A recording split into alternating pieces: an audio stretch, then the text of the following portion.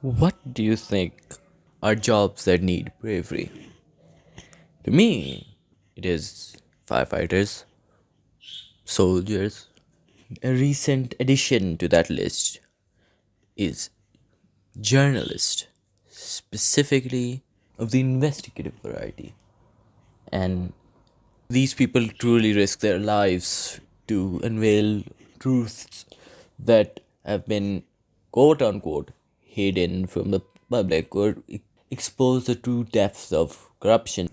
And one of these is the topic of this video, Friendly Jordies.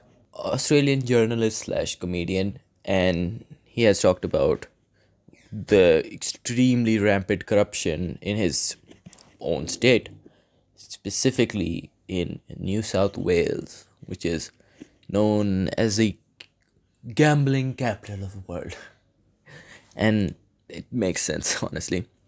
But he has talked about the corruption that is in his state a lot, and he has talked about very, very powerful figures. For example, you know, the most powerful person in his state, the entire gambling industry, actual mobsters, construction industries, and etc.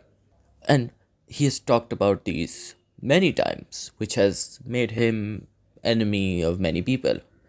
And he has been taken for trial. Like for one of these talks, which is honestly I find funny because the trial itself was so stupid. The man was like, the most powerful man in his state was like, "Oh, my emotions got hurt. Oh, some YouTuber booed me. Oh, my little feelings. Oh, they were so soft. They completely shattered. Oh, my little heart," and was moaning and moaning about this for a few months, and took him to court over defamation.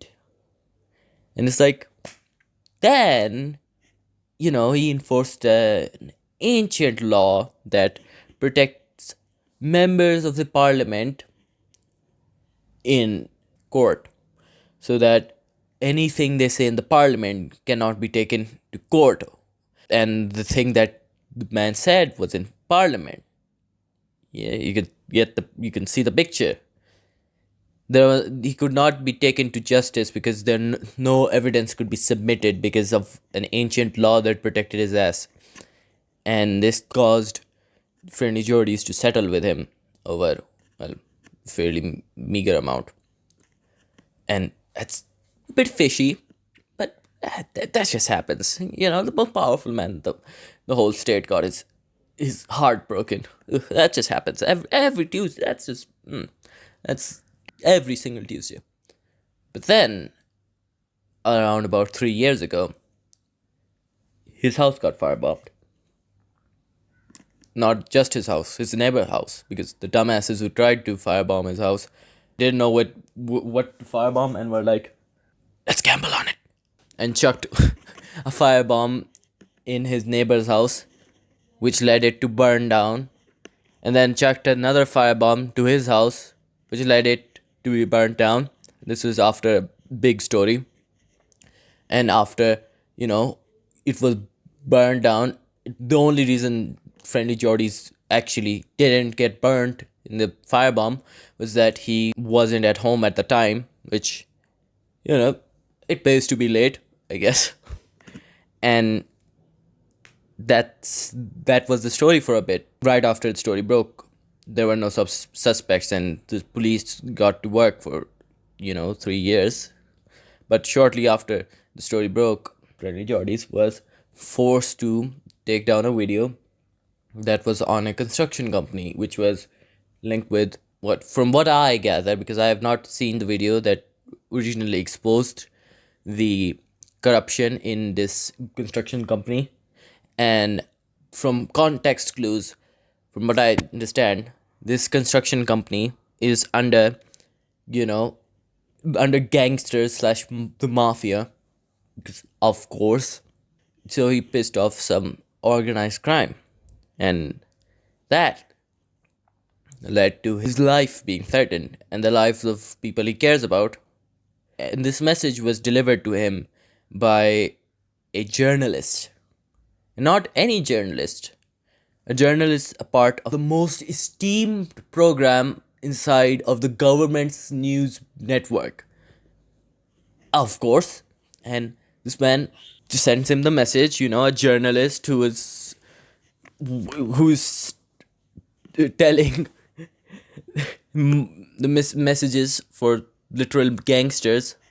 We'll get to that again, becomes relevant to the story. So, nothing happens for 3 years.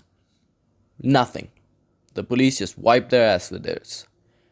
But, a few months ago, they caught a man.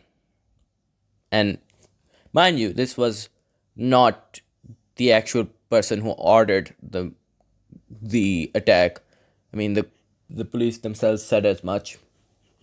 But this man who had, fired bomb 2 houses, literally back to back, he got the most brutal, in inhuman punishment of 2 nights in jail.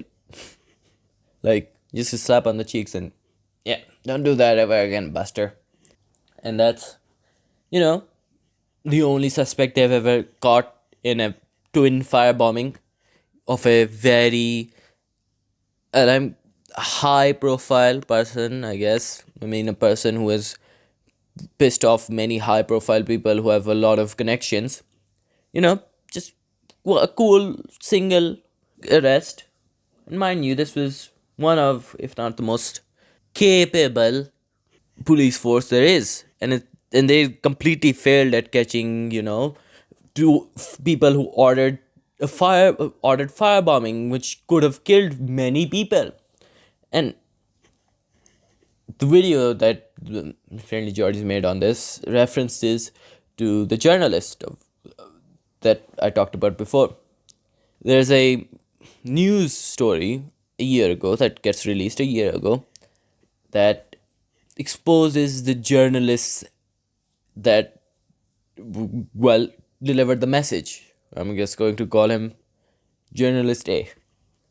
So, our Journalist A, who delivers the message and who is a part of, the government's most esteemed branch of news, he's a part of it.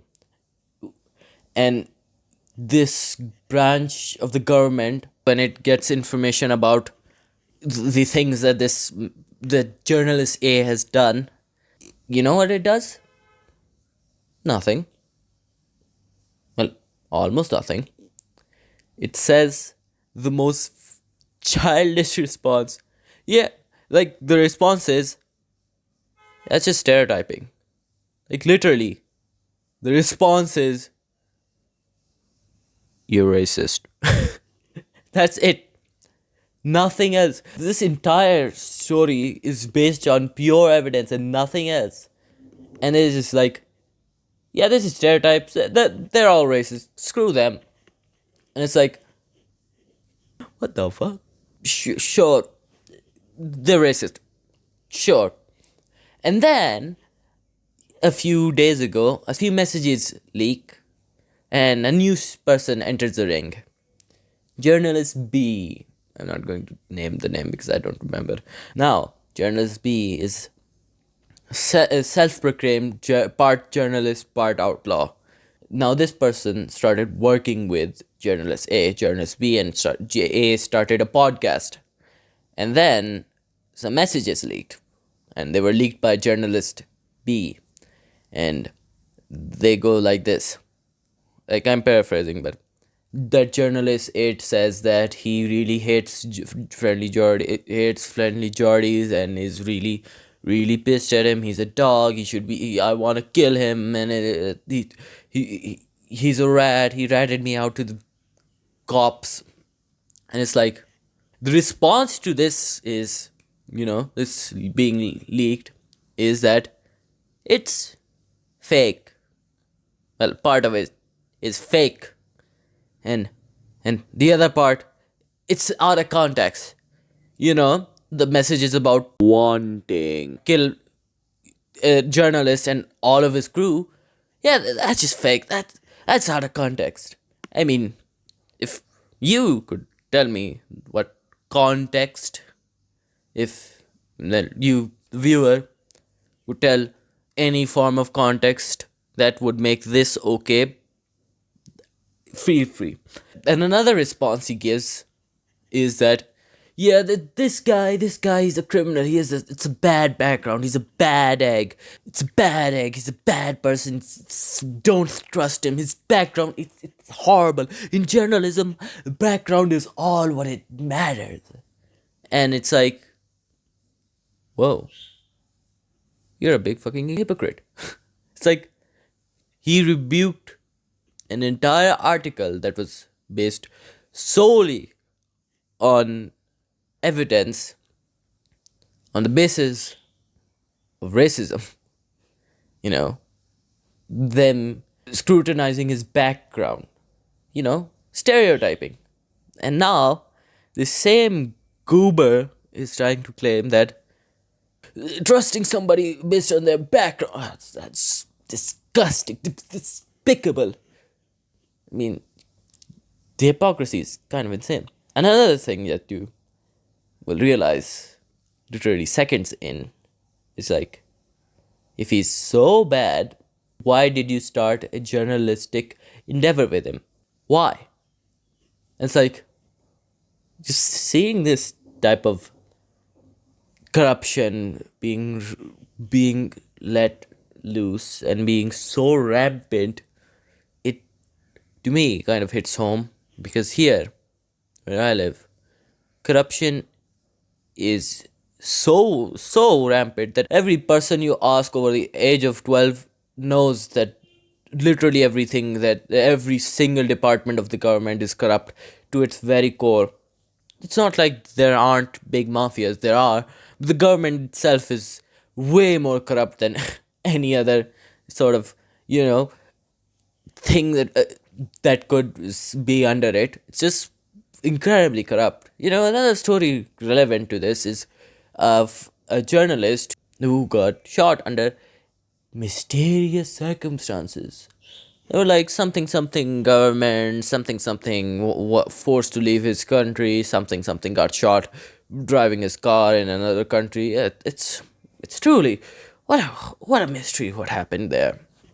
It's like the people who talk against this, especially, you know, investigative journalists who risk not just their lives but their team's lives on uncovering the truth, because journalism is just uncovering the truths. And it's like, I mean, you just have to be incredibly brave to even think of risking your life along with your entire team's life on finding the true monsters that are causing all of the vile shit that's happening in your area. That is commendable, and it should be, as such, it should be commended for its the effort that's put behind it and the actual value that it gives to society, because I really genuinely think that this entire field is kind of underappreciated in a sense, which is kind of hard to say, but it is underappreciated, and I think it should be thought by many as being a job that requires as much bravery as firefighting and or fighting wars.